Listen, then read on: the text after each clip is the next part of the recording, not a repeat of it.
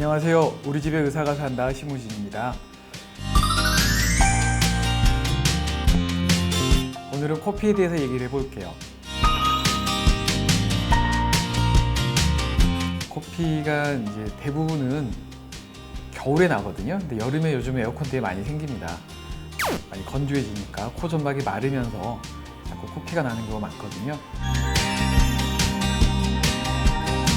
코피는 대부분 일생에 최소한 한 번 정도는 경험을 하는데 대부분은 경미해서 전문적인 치료가 필요하진 않습니다. 보통 이제 5에서 10% 정도만 병원 치료가 필요하고, 반대로 말하면 이제 90에서 95% 정도는 병원 오지 않아도 자가에서 쉽게 해결이 가능하거든요. 코피가 나올 때 이제 가장 중요한 건 뭐냐면, 피를 보고 흥분하시면 안 돼요. 피를 보고 막 혈압도 오르고 피를 보고 혈압도 오르고 당황해서 침착하지 못하잖아요. 그래서 호랑이에 물려가도 정신만 차리면 살 수 있다는 말처럼 냉정하게 침착하게 호흡 좀 가라앉히시고, 피가 나더라도 두려워하지 마시고 가만히 일단 침착해지시는 게 중요해요. 그래서 코피를 보면 이제 분석해 보면 가만히 있을 때 두 가지가 있거든요. 첫 번째는 앞으로 나오는 피, 전방출혈이고, 두 번째는 후방출혈, 뒤로 넘어가는 거죠. 그 밖에 뭐 다른 분류도 있는데 더 자세하고 어려운 내용은 치료를 담당하는 의사가 알아야 되는 거고, 여러분들이 굳이 아실 필요는 없거든요. 그래서 이제 그 출혈에 대해서 얘기를 해보면은, 전방출혈은 이렇게 피가 날 때 놀라지 마시고 약간 숙여보면은 가만히 있을 때 이제 앞으로 이렇게 흘러나오겠죠. 흘러나오면 보세요. 어느 쪽에서 나는지, 오른쪽인지 왼쪽인지 구분을 하시고, 그다음에 이제 이런 출혈은 보통 이제 소아나 젊은 층에 흔하죠. 흔하고 비중격 쪽에 출혈 부위가 있기 때문에 압박을 정확히 해주면 대부분 압박만으로도 해결이 됩니다. 그래서 이건 이제 좀 이따 얘기 드릴게요. 어떻게 하는지. 일단 두 번째로는 후방 출혈인데요. 후방 출혈은 가만히 있을 때 목 뒤로 넘어가는 출혈이죠. 이 출혈은 바로 병원에 오셔야 됩니다. 실제 이제 연령대도 장년이나 노년층에서 발생한 경우가 많기도 하고, 후방 출혈의 경우는 혈관이 깊은 데 숨어 있고, 전방 앞쪽 출혈보다 뒤쪽 출혈은 혈관도 커요.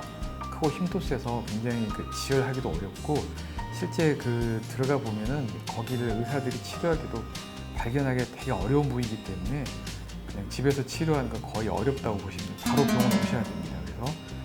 그런데 이제 이게 후방 출혈은 되게 1% 정도밖에 안 되기 때문에 다행히도 전방 출혈이죠. 오늘 전방 출혈에 대해서 이야기를 집중하겠습니다. 코피는 겨울에 많이 생기죠. 왜냐하면 이제 기온하고 연관이 많은데, 기온하고 습도하고 연관이 많은데, 기온이 영상 5도 이하로 내려가면 일단 외부 온도 때문에 기온이 내려가면 혈압이 상승하면서 이제 코피가 날 확률도 올라가고, 그다음 또 하나는 이제 기온이 내려가면은 몸의 지혈 시스템 있죠. 피 속에 있는 이게 좀 연관성이 있어서 기온이 내려가면 지혈이 잘 안 되기도 해요. 그리고 중요한 건 이제 겨울이나 가을 보면 감기가 자주 오잖아요. 그럼 코 점막이 잦은 감염으로 약해져 있기 때문에 쉽게 출혈이 있게 됩니다. 그런데 이제 요즘에 여름에는 에어컨 아래 있다 보면은 바깥하고 사이에 공기 중에 이제 건조함이 굉장히 차이가 나거든요. 에어컨은 수분을 날려버리잖아요. 그러다 보니까 코 점막이 당황하죠. 쉽게 말라서 출혈이 나는 경우가 많아요. 그래서 출혈에 대한 얘기를 여름에 하는 이유가 되겠습니다. 자, 이제 코피에서 이제 제일 중요한 지혈이죠. 지혈을 집에서 쉽게 어떻게 하느냐. 먼저 부위를 봐야 되는데, 부위는 이 콧구멍에서부터 보통 깊이가 1에서 2cm, 상당히 얕은 곳에 있거든요. 보통 깊은 곳은 없어요. 그래서 1에서 2cm 보면 콧구멍에서 거리를 보면 움푹 들어간 부분 있잖아요. 여기 이 아래쪽 콧망울을 양쪽을 이렇게 거기를 눌러주시면 돼요. 5분 정도 눌러주시면 되는데, 이 부위 여기죠. 이렇게 그래서 이 움푹 들어간 데 살짝 포함해서 엄지와 검지로 양쪽을 꾹 눌러주세요.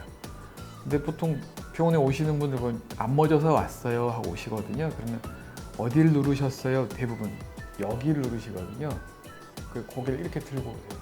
고개를 들면 아까도 말했지만 목으로 넘어가면서 입에서 피가 나오면 또 흥분하게 되고, 피도 잘 안 먹고 기도로 흡입되거나, 또는 먹은 피가 이제 위장으로 가버리면 자꾸 속이 부글거리고 토할 수도 있으니까 좋은 선택은 아니에요.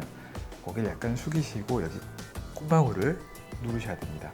고개를 약간 숙이시고 여기 콧망울을 누르셔야 됩니다. 여기를 누르시거든요. 그 고개를 이렇게 들고 오세요. 두 번째는 누르는 시간입니다. 시간인데 코피는 정맥이 아니고 동맥출혈이에요. 굉장히 분수처럼 팡팡팡 솟거든요.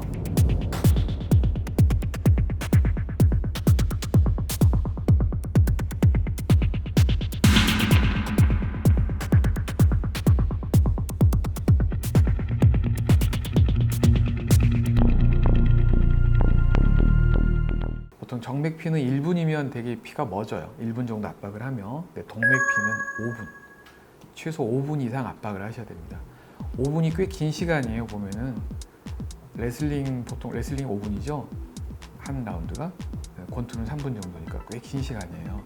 그래서 상당히 오랫동안 이렇게 지속적으로 눌러주셔야 되는데, 이게 누르기가 힘들면, 이게 압박하기 힘들다 그러면 코피를 먹게 보통 휴지도 말아 넣으시잖아요. 휴지를 넣고 이렇게 누르셔도 무방한데, 휴지가 이제 단점이 뭐냐, 건조하니까 뺄 때 또 점막이 찢어지면서 피가 날 수 있거든요. 웬만하면 이제 손으로 먼저 압박을 해 보시고, 안 되면 이제 수건은 아니지만 이제 솜 같은 거나, 아니면 병원에서 보통 그래서 바셀린이 묻은 거즈 이런 걸 많이 넣어서 사용을 하는 겁니다. 그리고 코를 이제 자주 후비는 아이들이 있잖아요. 자주 후비면 코 점막이 약해지면서 쉽게 상처가 나니까 조그만한 그 조건 변화에도 쉽게 피가 날 수 있거든요. 코를 자꾸 후비는 건 삼가해 주세요.